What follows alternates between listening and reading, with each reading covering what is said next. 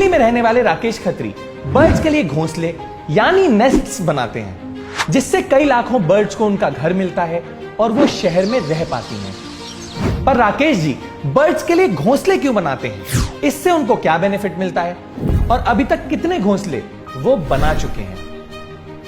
हम सबको याद होगा कि कैसे बचपन में हमारे घरों के आसपास बर्ड्स आती रहती थी, पर फिर पेड़ कटते गए और बिल्डिंग्स, फैक्ट्रीज, इंडस्ट्रीज कंस्ट्रक्ट होती गई। और क्योंकि बर्ड्स अपना घोंसला ज्यादातर पेड़ पे ही बनाती हैं, तो बर्ड्स सिटीज से विलेजेस की तरफ जाके बसने लगी। हम सब ने इस प्रॉब्लम को नोटिस किया, पर राकेश जी ने इस प्रॉब्लम को सिर्फ नोटिस ही नहीं किया, बल्कि इस प्रॉब्लम को सॉल्व करने की रिस्पॉन्सिबिलिटी उठाई। मेरा बचपन पुरानी दिल्ली की गलियों में बीता। मकानों के अंदर खूब झरोकेदार मकान होते थे, हवा के आने जाने के लिए छोटे छोटे रोशनदान भी होते थे, जिनसे अच्छे अच्छे बर्ड्स अंदर आके अपने घोंसले बनाया करते थे। पंखों के जो कोठर होते हैं उसमें और स्विच बोर्डों के अंदर घर बनाया करती थी। तो मेरे घर के बड़े बूढ़ों की पहली इंस्ट्रक्शन यही होती थी कि पंखा ज्यादा नहीं चलाओगे, अगर चिड़िया कट गई तो तुम्हारे कान काट दिए जाएंगे। और तब से ही राकेश जी ध्यान देने लगे कि उनकी वजह से किसी भी चिड़िया को कोई भी नुकसान ना पहुंचे। पर फिर जब राकेश जी पुरानी दिल्ली से अशोक विहार जाके शिफ्ट हो गए, तो उन्हें एक बहुत बड़ा चेंज एक्सेप्ट करना पड़ा। अशोक विहार में जहाँ पहुंचे तो हमने धीरे धीरे देखा डेवलपमेंट इतनी तेजी से शुरू हो गई थी, पेड़ कटते जा रहे हैं, मकान बनते चले जा रहे थे और चिड़िया दिखनी बिल्कुल बंद हो गई थी। मकानों में कोई भी ऐसी जगह नहीं होती थी जहाँ चिड़िया अपना घर बनाए। अब क्योंकि राकेश जी का जुड़ाव बचपन से ही चिड़ियाओं के साथ काफी था, तो उन्होंने डिसाइड किया कि वो बर्ड्स को वापस बुलाने के लिए खुद अपने हाथों से घोंसले बनाएंगे।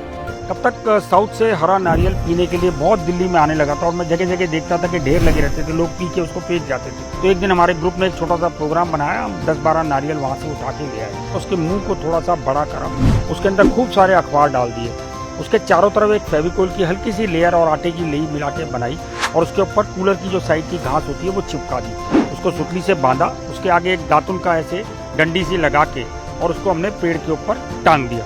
फिर राकेश जी और उनके कुछ दोस्त उस घोंसले को देखने लगे, पर एक भी चिड़िया उसमें नहीं आई। आसपास के लोग उनका मजाक भी उड़ाने लगे, जिस बात से राकेश जी बहुत डिसअपॉइंटमेंट हुई।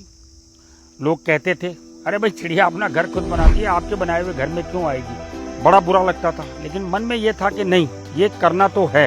राकेश जी फेलियर से डरे नहीं और ना ही उन्होंने लोगों की बात सुन के अपना डिसीजन चेंज किया, बल्कि इस चीज ने उन्हें और मोटिवेट किया और वो सुबह से लेकर शाम तक इस प्रॉब्लम का सॉल्यूशन ढूंढने लगे। तो एक दिन मैंने एक चिक वाले को देखा जो चिक की पतली पतली डंडियों से चिक बना रहा था। विचार कौंधा कि यार ये चिक की डंडियों से बहुत कमाल हो सकता है, और वो चिक की डंडियां हमने उससे ले ली खूब सारी और उनको खूब राउंड शेप में करा, उसको धागों से बांधा, उसमें एक छोटी सी चूड़ी लगाई, चूड़ी लगा के जब वो ग्लोब की शेप में बन गया, उसके ऊपर टाट पट्टी जो होती है वो लगाया, उसको ऊपर से रस्सी से बांधा, उसमें एक छोटा सा छेद किया और उसके ऊपर नारियल का पूरा जूट लगा दिया। इस बार राकेश जी काफी पॉजिटिव थे, तो उन्होंने इस नेस्ट को लगाया और बर्ड्स के आने का वेट करने लगे। पहले दिन कोई नहीं आया, दूसरे दिन भी कोई नहीं आया, तीसरे दिन भी कोई नहीं आया, पर चौथे दिन फाइनली उसमें एक चिड़िया आई और उसने इस घर को अडॉप्ट किया। उसके बाद जब वो घोंसला उन्होंने अडॉप्ट कर लिया तो मोहल्ले के लोगों ने कहा भाई हमें भी दो यार, हम भी लगाएंगे अपने घर के पास। हमने 20 घोंसले बनाए और मोहल्ले में हर जगह लगाए और 4 दिन के अंदर हर घोंसले को उस चिड़िया के अलग अलग ग्रुपों ने अडॉप्ट कर लिया। किसी को आशियाना देना, इससे बड़ी ब्लेसिंग जिंदगी में और किसी को नहीं मिल सकती जो मुझे मिली। राकेश जी ने सोचा कि वो घोंसला बनाने के इस काम को सिर्फ अपने तक ही नहीं रखेंगे, बल्कि और लोगों को इसके लिए ट्रेन करेंगे। तो मैंने स्कूल्स के साथ काम करना शुरू करा, वर्कशॉप का, कॉर्पोरेट्स ने बुलाना शुरू करा, धीरे धीरे RWs ने बुलाना शुरू करा। 80 साल से लेकर के 6 साल तक के बच्चों ने हमारी वर्कशॉप अटेंड करी और सबसे ज़्यादा खुशी उनको तब होती है कि आपके बनाए हुए किसी आशियाने के अंदर किसी दूसरे ने आके अपनी जगह बनाई, उसमें अपने बच्चे दिए, बच्चे देने के बाद जब उड़ गए तो दूसरे किसी पंछी ने उसको अडॉप्ट कर लिया। राकेश जी अभी तक 2,50,000 बच्चों, बड़ों और बूढ़ों को घोंसला बनाने की ट्रेनिंग दे चुके हैं, जिससे कुल मिला के 1,25,000 घोंसले उन्होंने खुद या फिर उनकी ट्रेनिंग की वजह से बनाए गए हैं। अभी इस साल वर्ल्ड बुक ऑफ रिकॉर्ड ने उसके अंदर हमारे 1,25,000 घोंसलों का सर्टिफिकेशन जारी किया है। लिम्का बुक में 2 बार हमारा नाम है। हाउस ऑफ कॉमन्स लंदन के अंदर हमें ग्रीन एप्पल अवार्ड मिला, जो कि स्पैरो कंजर्वेशन के लिए बेस्ट था। ताइवान से सुपर मास्टर ने हम लोगों को इस साल कंपैशन का बेस्ट प्राइज दिया।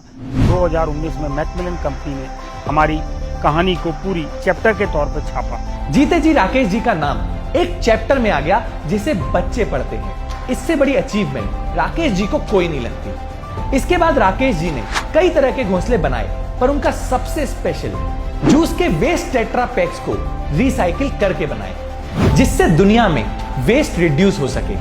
Isn't that amazing?